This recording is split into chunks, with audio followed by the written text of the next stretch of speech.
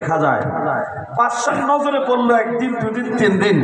বাদশাহ চিন্তা করলেন, আমার বাড়ির কাজের মহিলা এই রাবিয়ার ঘরের মধ্যে এত রাত পর্যন্ত বাতি জ্বলে, ব্যাপার কি?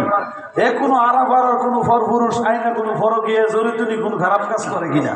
রাজার মনে ওই চিন্তা ঢুকলো। নাউজুবিল্লাহ বলে রাজা কি করলেন, এবার আস্তে আস্তে গভীর রাত্রে যখন দেখলো ঘরের মধ্যে মিঠি মিঠি আলো জ্বলছে, বাতি জ্বলছে, ওই আলো দেখে দেখে ঘরের বেড়ার ফাঁক দিয়া রাজা যাইয়া উকি মেরে দেখতেছে ওই আল্লাহর বান্দি রাবিয়া বসি নামাজের মুসাল্লার মধ্যে সিজদায় পড়ে আল্লাহরে ডাকতেছে আর কাঁদতেছে।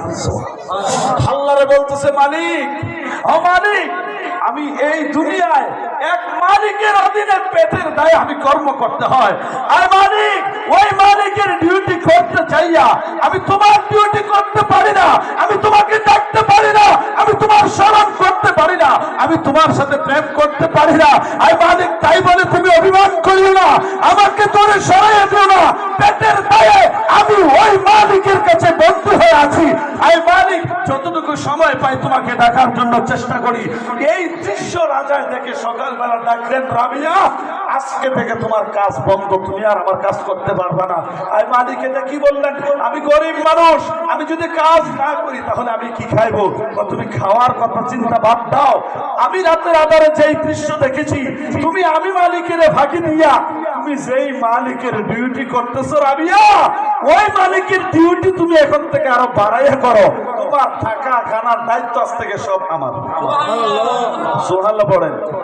চাইলে সকল কাজের ফাঁকে একটা সময় যদি করে নেই আমরা আল্লাহর জন্য ব্যয় করব, পারি কি পারি না? মহান মালিক আল্লাহ সুবহানাহু ওয়া তাআলা আপনার আমার অন্তরে ওই মন মানসিকতা, ওই খেয়াল যেন দান করে, বলি আমিন। ইচ্ছা লাগবে, ইচ্ছা শক্তি পৃথিবীর সবচাইতে বড় শক্তি আল্লাহ পাক রব্বুল আলামিন। আমার মুর্শিদ কেবলা পীরে তরিকত रहनुमाए শরীয়ত হযরতুল হাজ আল্লামা শাহ সুফি সৈয়দ বদরুদ্দোজা বারি বাবাজান কিবলা নেক নজরের উসিলায় এই শ্যামগ্রামবাসী সহ আমরা যারা আছি আমাদের সবাইকে যেন আল্লাহ হেদায়েত দান করে, আল্লাহর পথের প্রতীক হিসাবে, আল্লাহর রাস্তার সন্ধানকারী হিসাবে যেন আমাদেরকে কবুল করে, বলি আমিন। এখন আপনাদের সামনে অত্যন্ত গুরুত্বপূর্ণ আলোচনা করবেন দরবারে বারিয়া শরীফের রওনা আমার মুর্শিদ কেবলার প্রতি আদরের স্নেহের সাথে